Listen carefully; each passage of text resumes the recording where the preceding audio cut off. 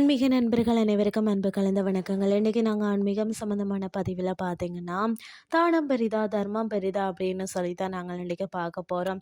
தானத்திற்கும் தர்மத்திற்கும் வித்தியாசம் தெரியாமல் தான் பலரும் இருக்கிறோம் இல்லையா? அதாவது பார்த்தீங்கன்னா, ஒரு மனிதன் தன்னுடைய வாழ்நாளில் ஒரு சிறிது கடுகளவிலும் தானம் செய்யாமல் இருந்திருந்தால் அவனுக்கு ஈரேழு பிறவிகள்லையும் மோட்சம் என்பதே கிடைக்காதாம். அதாவது பார்த்தீங்கன்னா, எவ்வளவு நல்லவராக இருந்தாலும் சரி, தானம் செய்யலாட்டிக்கு நேரடியாக நரகத்துக்கு தான் செல்வார்கள் அப்படின்னு சொல்லி சாத்திரங்கள் கூறுகிறது. பிறருக்கு உதவும் மனம் இல்லாதவர்களுக்கு அடுத்த பிறவியில அங்கு கிணம் ஏற்படும். இத்தகைய தானம் பெரிதா அல்லது தர்மம் பெரிதா அப்படின்னு சொல்லி நாங்கள் இன்றைக்கு ஆன்மீகம் சார்ந்த பதிவில் பார்த்து தெரிஞ்சு கொள்ளலாம் வாங்க.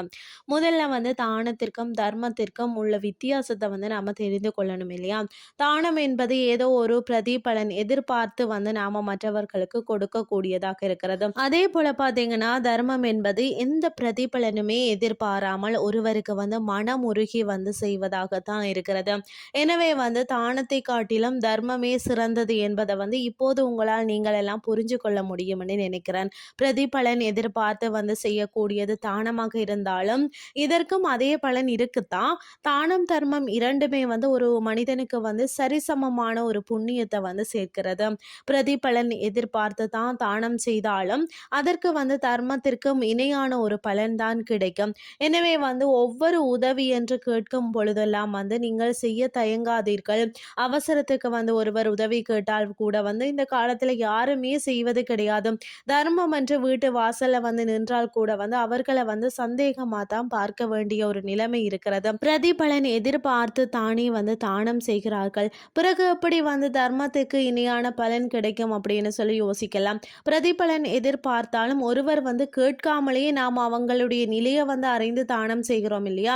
ஆனால் பிரதிபலன் பார்க்காமல் செய்தாலும் தர்மம் என்பது ஒருவர் கேட்டுத்தான் நாம செய்ய வேண்டி இருக்கிறது. இதனால் தானமும் தர்மத்திற்கும் இணையான ஒரு இடத்தை தான் பிடிக்கிறது.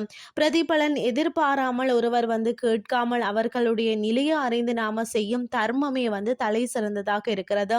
போகும் போது என்ன கொண்டு போக போறோம் என்று சொல்லியும் கஷ்டப்பட்டு உழைத்து சம்பாதித்த அத்தனையும் உங்களுடன் வரப்போவதும் கிடையாது.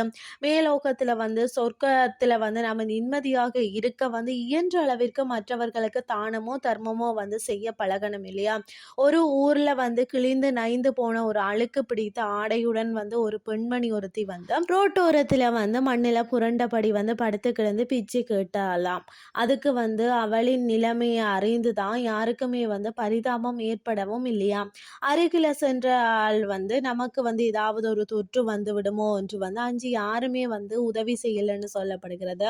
உதவி செய்ய மனம் இருந்தாலும் அவளின் அந்த பரிதாப நிலையை கூட கருத்துல கொள்ளாமல் உதவி செய்யாமல் போவதுதான் நம்மளுடைய பலர்ல இருக்கக்கூடிய ஒரு வழக்கமாகவும் இருக்கிறது. அதாவது இவளிடமிருந்து நமக்கு எதுவும் கிடைக்க போறது இல்லையே, பிரதிபலன் எதுவுமே வரப்போறது இல்லையே, இருப்பினும் உரிய பாதுகாப்புடன் இவரை போன்றவர்களுக்கு உதவி செய்வது அந்த கடவுளுக்கே செய்யும் ஒரு கைங்கரியமாகத்தான் இருக்கும்.